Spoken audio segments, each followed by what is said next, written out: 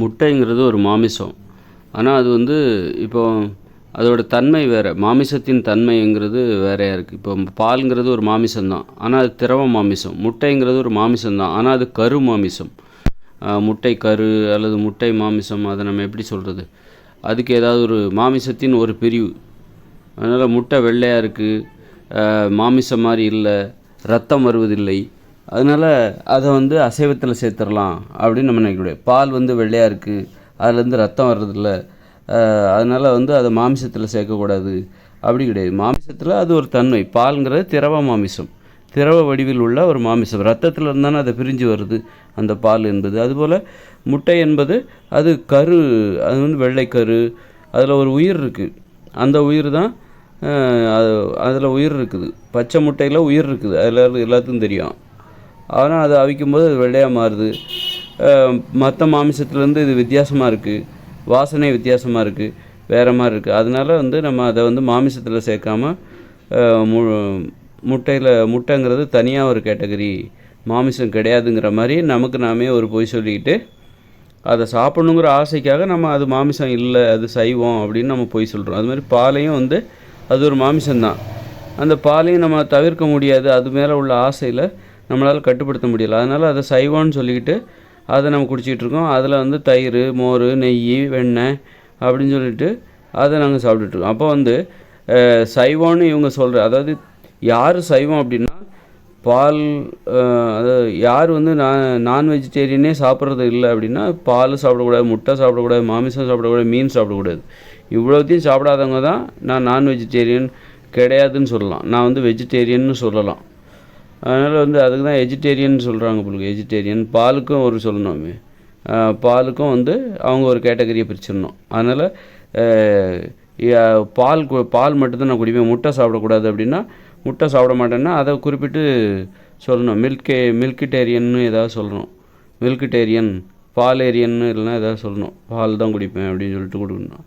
அதாவது முட்டை வெஜிடேரியன் சொல்கிறாங்களே, அது மாதிரி ஒரு படிப்படியாக மாமிசம் முழுமை, அப்புறம் மாமிசம், மீன், இதெல்லாம் ஒரு முழுமையடைந்த ஒரு நான் வெஜிடேரியன். நான் ஒரு முழுமையான நான் வெஜிடேரியன், எல்லாத்தையுமே நான் சாப்பிடுவேன், அதாவது இங்கே வழக்கத்தில் இருக்கிற எல்லா உணவையும் சாப்பிடுவேன் அப்படிங்கிறது அதன் பொருளாக நாம் புரிந்து கொள்ள வேண்டும்.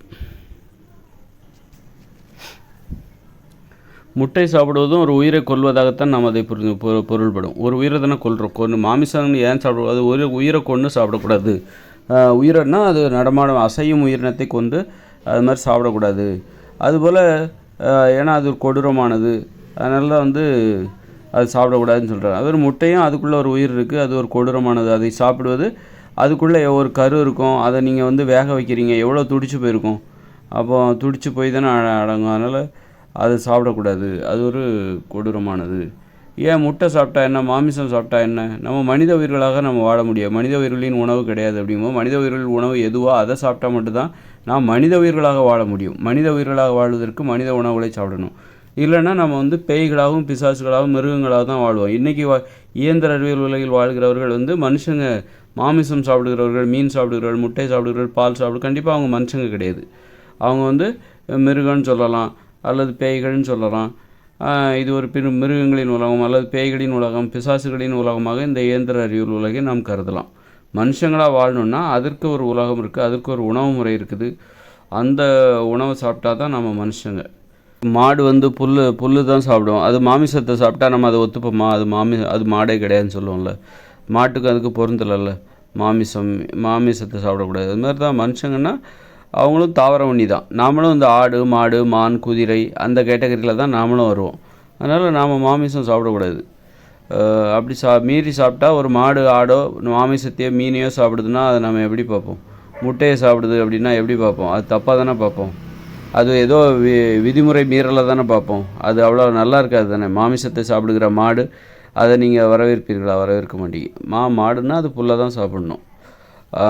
அப்போ வந்து மாடோட சாணியெல்லாம் நம்ம ஏன் கையை வச்சு அழுறோம்? அது புல்லை திங்கிறதுனால தான் அதோட சாணியை நம்ம அழுறோம். அதுவே மாமிசத்தை தின்னதுன்னா அதோட சாணியில் நம்ம கை வைக்க மாட்டோம். அந்தளவுக்கு அதுக்குன்னு தாவர உண்ணிகளுக்குன்னு ஒரு மரியாதை இருக்குது. பால், முட்டை இதெல்லாம் சாப்பிட்டிங்கன்னா, பால்லாம் முட்டையெல்லாம் சாப்பிட்டா மனுஷங்களாக வாழ்வதில் நமக்கு சோம்பேறித்தனம் வரும்.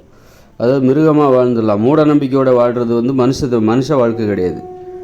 அறிவுபூர்வமாக வாழ்கிறது தான் மனுஷ வாழ்க்கை. எளிமையாக வாழணும், மென்மையாக வாழணும், அதுதான் மனித வாழ்க்கை. நம்ம வன்மையான உணர்ச்சிகளோடு வாழ்வது மனித வாழ்க்கை கிடையாது. வன்மையான செயல்களை செய்யக்கூடாது, வன்மையான பேச்சுக்களை பேசக்கூடாது. மென்மையானவர்களாக வாழ வேண்டும், மென்மையானதை பேசணும், மென்மையான செயல்களை செய்யணும், அதுதான் மனித வாழ்க்கை.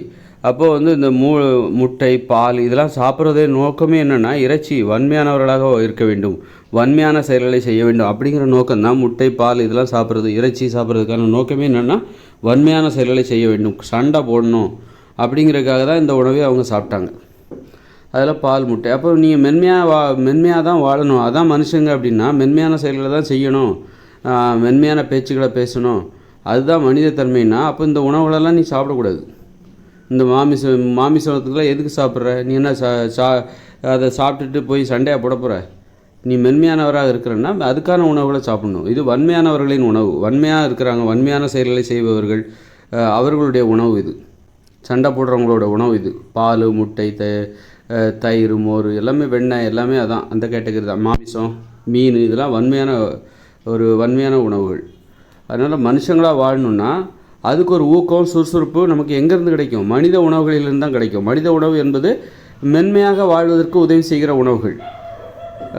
காய்கறிகள், கிழங்குகள், கீரைகள், பழங்கள், பயிர்கள், பருப்புகள், கடலைகள், தேன், இதுதான் மனித உணவு. இதை சாப்பிடும்போது மென்மையான வாழ்வதில் நம்பிக்கை இருக்கும் உங்களுக்கு. மனித உயிர்களாக வாழ்வதில் உங்களுக்கு ஒரு நம்பிக்கை இருக்கும், ஊக்கம் இருக்கும், சுறுசுறுப்பு இருக்கும். நீங்கள் முட்டை, பாலெல்லாம் சாப்பிட்டீங்கன்னா அப்படியே உங்களுக்கு நம்பிக்கையெல்லாம் போயிடும். உங்களால் மென்மையானவராக தான் வாழ முடியும், மனுஷங்களாக தான் வாழ முடியும், எங்களால் வன்முறை உணர்ச்சி எனக்கு பிடிக்காது, சண்டே எனக்கு பிடிக்காது அப்படின்னா அப்போ இந்த பால், முட்டையெல்லாம் சாப்பிடக்கூடாது. சாப்பிட்டிங்கன்னா நீங்கள் நினைக்கிறதும் நீங்கள் சாப்பிட்றதும் முரண்படும் போது உங்களுக்கு சோம்பேறித்தனம் வரும். நீங்கள் எப்படி உங்களுடைய தகுதி மென்மையானவர் என்பது உங்களுடைய தகுதி. அப்படி இருக்கும்போது நீங்கள் முட்டை, பால்லாம் சாப்பிட்டிங்கன்னா உங்களுடைய இயல்புக்கும் உங்களுடைய உணவுக்கும் அது முரண்படுகிறது. நீங்கள் வன்மையானவர்கள் உண்ணுகிற உணவை சாப்பிட்டுட்டு மென்மையாக வாழ முடியலேன்னு வருத்தப்பட்டால் எப்படி?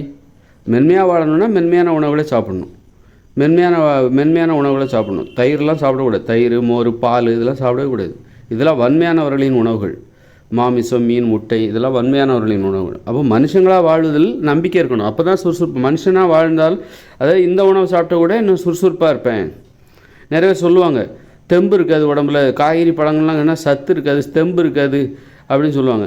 ஆனால் காய்கறி பழங்கள் சாப்பிட்டா தான் மென்மையாக வாழ முடியும், என்னால் மென்மையாக தான் இருக்க முடியும், நான் ஒரு மென்மையான சாஃப்ட்டு அப்படின்னு சொல்லுகிறாங்கல்ல. அவங்க வந்து சுறுசுறுப்பாக இருக்கணும்னா காய்கறி பழங்களை சாப்பிட்டா தான் சுறுசுறுப்பாக இருப்பாங்க. மீன், முட்டையெல்லாம் சாப்பிட்டா அவங்க மந்தமாயிடுவாங்க, சோம்பேறி ஆகிடுவாங்க. ஏன்னா அதை சாப்பிட்டா வன்முறை உணர்ச்சி ஏற்படும், அவங்களுக்கு அது குழப்பத்தை ஏற்படுத்தும். என்னடா நாம் சாப்பிட்டுன்னு சொல்கிறோம், நம்ம எண்ணங்கள், உணர்வுகள்லாம் வன்மையாக இருக்குது அப்படின்னு அவங்களால பயணம் செய்ய முடியாது. அந்த உணர்ச்சிகளை புரிந்து கொள்ள முடியாது, குழப்பம் ஏற்படும் அவங்களுக்கு. அதனால் உணவுக்கும் உணர்ச்சிகளுக்கும் சம்மந்தம் இருக்குது. உணவு தான் நமது உணர்ச்சிகளை தீர்மானிக்கிறது. அதனால் முட்டை, பால்லாம் சாப்பிட்டா சோம்பேறித்தனம் வரும். யார்? மென்மையானவர்களுக்கு. வன்மையானவர்கள் அவங்கெல்லாம் சாப்பிட்றாங்களே, இவங்கெல்லாம் சாப்பிட்றாங்களே அப்படின்னு சொல்லிட்டு எல்லோரும் ஒரே மாதிரி இல்லை. சிலர் சண்டை போடுவாங்க, ரத்தத்தெல்லாம் பார்ப்பாங்க, கொலை அப்படின்னு இறங்குவாங்க. அதனால் அப்போ மனுஷங்க எல்லோரும் ஒரே மாதிரி இல்லை, அது ஒரு இயல்புன்னு சொல்லக்கூடாது. மனுஷங்க ஏன் அந்த நிலைமையில் இருக்காங்க, அது ஒரு அறியாமை தான், மூட நம்பிக்கை தான். ஆனால் அவங்களுக்குள்ள மனித தன்மை என்பது ரொம்ப மறைஞ்சு கிடக்குது. அது அவங்களால அவங்க வாழ்க்கையில் தேடி கண்டுபிடிக்க முடியுமான்னு புரியும்போது இனிமேல் பிறக்கிற குழந்தைகள் உலகம் முழுக்க எல்லாருமே மனித தன்மையோடு இருப்பார்கள், மென்மையானவர்களாக இருப்பார்கள். நீ எவ்வளோ பெரிய ஆளாக இருந்தாலும் சரி, எவ்வளோ பெரிய ரவுடியாக இருந்தாலும் சரி, உனக்கு பிறக்கிற குழந்தை இருக்கிறல 2024 அப்புறம் அந்த குழந்தை மென்மையானவராக தான் இருக்கும். மென்மையான குழந்தையாக தான் இருக்கும். மென்மையான உணவுகளை தான் தேடி போய் சாப்பிட்டுட்ருக்கோம். அதனால் முட்டை, பால் இதெல்லாம் சத்துங்கிற பேரில் அதை சாப்பிடாதீங்க, அது முரண்படும். நீங்கள் மென்மையானவராக இருந்தால் அதை சாப்பிடவே கூடாது. மீறி சாப்பிட்டிங்கன்னா உங்களுக்கு குழப்பம் வரும், சோம்பேறித்தனம் வரும், வன்மையான உணர்ச்சி வரும். ஒரு மென்மையானவராக உங்களால் வாழ முடியாது. நீங்கள் நான் செஞ்சால் இப்போ மென்மையான வேலைகளை தான் நான் செய்வேன், நான் மென்மையானவர், மென்மையான செயல்களை தான் நான் செய்வேன், மென்மையான ஒரு வாழ்க்கையை தான் என்னால் சுறுசுறுப்பாக வாழ முடியும் அப்படின்னா அந்த அந்த அந்த உணவுகளை சாப்பிடணும். மென்மையான வாழ்வதற்கு உதவி செய்கிற உணவுகளை சாப்பிடணும். நான் மென்மையானவர்னு சொல்லிட்டு சிக்கன் பீஸு, லெக் பீஸ் எல்லாம் கடிச்சிக்கிட்டு இருக்கக்கூடாது. மட்டன் பீஃபு அப்படின்னு சாப்பிட்டு, மாட்டுக்கறின்னு சாப்பிட்டுட்டு இருக்கக்கூடாது. நான் மென்மையானவர் அப்படின்னு சொல்லிட்டு மட்டன், மாட்டுக்கறியெல்லாம் சாப்பிட்டுட்டு இருக்கக்கூடாது. மென்மையானன்ற அப்புறம் மாட்டுக்கறிலாம் சாப்பிட்டுட்டு இருக்கு அப்படின்னு கேட்பாங்களா? பொருத்தமில்லை தானே அது. அதே மாதிரி தான் பாலும் அந்த மாதிரி தான், மாட்டுப்பால் அது. அதனால் மாட்டுப்பால், ஆட்டுப்பால் எதுவுமே குடிக்கக்கூடாது. அதெல்லாம் குழந்தையா இருக்கும்போது அம்மாக்கிட்ட மட்டும்தான் குடிக்கணும். 6 வயசுக்குள்ளே குடிக்கணும். அதுக்கப்புறம் பாலே குடிக்கக்கூடாது. நீங்கள் உங்களை சோம்பேறியாக உணர்கிறீர்களா? நீங்கள் செய்ய வேண்டிய செயல்களை தள்ளி போடுறீங்களா? நாளைக்கு பார்த்துக்கலான்னு நினைக்கிறீங்களா? இந்த மாதிரியான பழக்கங்கள் உங்கள் இயல்புக்கு முரணான உணவுகளை நீங்கள் சாப்பிட்றது தான் காரணம். நீங்கள் மென்மையானவராக இருக்கலாம், ஆனால் நீங்கள் சாப்பிட்றது வன்மையான உணவாக இருக்கும். அதனால் யாரெல்லாம் மாமிசம் சாப்பிடலாம் அப்படின்னா, ஒரு மாட்டுக்கறி யார் சாப்பிடுவதற்கு தகுதி இருக்குன்னா, ஒரு மாட்டை கொல்கிற தகுதி உங்களுக்கு இருக்கா? ஒரு மாட்டை உங்களுக்கு கட்டி அதோட கால்களெல்லாம் கட்டி கொடுத்தாச்சு, உங்களால் அதோட கழுத்தை அறுத்து கொல்ல முடியுமா? அப்போ கொல்ல முடியும்னா நீங்கள் சாப்பிட்லாம். என்னால் கொல்ல முடியாது அப்படின்னா நீங்கள் சாப்பிடக்கூடாது. அப்போ அது உங்களுக்கு முரணான உணவு. ஒரு ஆட்டை உங்களால் கொல்கிற தைரியம் உங்கள்கிட்ட இருக்கா? ஒரு ஆடை உங்கள் கையில் கொடுத்தாச்சு, அதோட கழுத்தை அறுத்து கொல்கிற தைரியம் உங்களுக்கு இருக்கா? இல்லைன்னா நீங்கள் அந்த ஆட்டுக்கறி என்னாலலாம் முடியாது, ஒரு உயிரை கொல்றது அதெல்லாம் என்னால் முடியவே முடியாது, அவ்வளோதான். நீங்கள் ஒரு வாட்டி தெரியாதனமாக கொன்னுட்டிங்கன்னா அதை நினச்சி ரொம்ப வருத்தப்படுவீங்க. அப்படிப்பட்ட நீங்கள் அந்த உணவை சாப்பிட்றீங்க, அந்த இறைச்சி மட்டன் சாப்பிட்றீங்க அப்படின்னா அது உங்களுக்கு முரணான உணவு. அது உங்களுக்கு சோம்பேறித்தனத்தை ஏற்படுத்தும். எந்த செயலையும் நீங்கள் உடனே செய்ய மாட்டீங்க, தள்ளி போடுவீங்க, நாளைக்கு பார்த்துக்கலாம். உங்கள் செயலை செய்வதில் உங்கள் லட்சியத்தில் உங்களுக்கு நம்பிக்கை இருக்காது. அதனால் உங்கள் இயல்பு என்னவோ அதை செய்யுங்க. முதல்ல இயல்புக்கு பொருத்தமான உணவுகளை சாப்பிடுங்க. யாரோ ஒருத்தர் வெட்டி கொடுக்குறாங்க கசாப்பு கடையில் அப்படின்னு சொல்லிட்டு போய் 2 கிலோ 3 கிலோ கொடுங்கன்னு வாங்கி திங்கலாம். ஒரு கோழியை உங்கள் கையில் கொடுத்தா அதோட கழுத்தை திரும்பி உங்களால் கொல்ல முடியுமா? அப்படி கொல்ல முடியாதுன்னா நீங்கள் கோழிக்கறியே சாப்பிடக்கூடாது. ஏன்னா அது உங்களுக்கு முரணான உணவு. யாரோ ஒருத்தர் கொன்று கொடுக்குறாங்க, வெட்டி கொடுக்குறாங்க, வாங்கிட்டு வந்துட்டீங்க. நீங்கள் திருட மாட்டீங்க அப்படின்னா யாரோ திருடி கொடுத்தா வாங்குவீங்களா? அந்த காசை, அந்த பணத்தை வாங்குவீங்களா? யாரோ திருடி கொடுக்குறாங்க, அந்த பணத்தை நீங்கள் வாங்குவீங்களா? திருடக்கூடாதுங்கிறது உங்கள் கொள்கை, நீங்கள் இருக்கீங்க. அப்போ யாராவது திருடி கொடுத்தா அதை வாங்குவீங்களா? அதே மாதிரி தான் ஒரு உயிரை கொல்லக்கூடாது அப்படின்னா அது உங்களுடைய கொள்கை. ஒரு உயிரெல்லாம் என்னால் கோழியெல்லாம் கொல்ல முடியாது, ஆட்டெல்லாம் கொல்ல முடியாது, மாட்டை கொல்ல முடியாது அப்படிங்கிறதுல நீங்கள் தெளிவாக இருக்கீங்க. என் கையெல்லாம் நான் கொல்ல மாட்டேன். அப்படி இருக்கும்போது யாரோ கொன்று அந்த இறைச்சியை உங்கள் கையில் கொடுத்தா அதை சாப்பிடுவீங்களா? சாப்பிட மாட்டீங்க. சாப்பிடக்கூடாது தானே, அதுதானே நியாயம். அது மாதிரி முரணான உணவு, உங்கள் இயல்புக்கு முரணான உணவுகளை நீங்கள் சாப்பிடாதீங்க. அப்போ தான் அப்படி சாப்பிட்டீங்கன்னா உங்களுக்கு சோம்பேறித்தனம் வரும். உங்களால் ஒரு உயிரை கொல்ல முடியாது அப்படின்னா, ஒரு ஆட்டையோ மாட்டையோ கொல்ல முடியாதுன்னா நீங்கள் மென்மையானவர். அதை புரிஞ்சுக்கோங்க. மென்மையான உணவுகளை தான் சாப்பிட்ணும். ஆனால் ஒரு ஆட்டையோ மாட்டையோ சிலர் கொல்லுவாங்க, கசாப்பு கடையில் கொல்லுவாங்க. அவங்களாம் பயிற்சி எடுத்தால் தான் அது வரும். சாதாரணமாக வராது. எல்லாருக்குமே அது வராது. பயிற்சி எடுத்தால் கூட எல்லாருக்குமே அது வராது. யாரால் முடியுமோ அவங்களுக்கு தான் அது பயிற்சி எடுத்தால் வரும். என்ன தான் பயிற்சி எடுத்தாலும் அந்த பயிற்சியே எனக்கு தேவையில்லைன்னு சொல்கிறவங்க தான் இங்கே இருக்காங்க. அதனால் நம்ம இயல்பு எதுவோ அதுக்கு தகுந்த மாதிரியான உணவுகளை சாப்பிடணும். இல்லைன்னா நீங்கள் உங்களால் இந்த மாதிரி சோம்பேறித்தனம் வரும். ஒரு மனுஷங்களாக வாழ்கிறதுலே உனக்கு நம்பிக்கை இருக்காது. காரியங்களை தள்ளி போடுவீங்க, நாளைக்கு பார்த்துக்கலாம் அப்படின்னு சொல்லிட்டு எதையும் தள்ளி போடுவீங்க. இந்த ஒரு கூச்சம் வர ஆரம்பிச்சிடும். தள்ளி போடுவீங்க. நாளைக்கு சோம்பேறித்தனம் வந்துடும். கூச்சம், தயக்கம், பின்வாங்கிறது, உங்கள் திறமையை வெளிப்படுத்துறது, ஒரு மேடையில் போய் உங்கள் திறமையை வெளிப்படுத்துறது, இதிலெல்லாம் உங்களுக்கு தயக்கம் ஏற்படும். ஏன்னா உங்கள் இயல்பு மென்மையானது. அப்படி இருக்கும்போது நீங்கள் இறைச்சியே சாப்பிடக்கூடாது. ஒரு உயிரையே கொல்ல மாட்டீங்க. ஒரு உயிரை ஆடையோ மாட்டையோ உங்கள் கையால் கொல்ல மாட்டீங்க. ஆனால் நீங்கள் மாமிசம் சாப்பிட்றீங்க. அது ஒரு நேர்மையற்ற செயல். அப்போ உங்களுக்கு கூச்சம் வந்துடும். உங்களை பற்றி உங்களுக்கு இழிவான எண்ணம் வந்துவிடும். அதனால் உணவை அலட்சியப்படுத்தாதீங்க. உணவை அலட்சியப்படுத்தாதீங்கன்னா இப்போ உங்கள் வாழ்க்கையை நீங்கள் உங்கள் லட்சியம் எல்லாத்தையும் அலட்சியப்படுத்துறீங்கன்னு அர்த்தம்.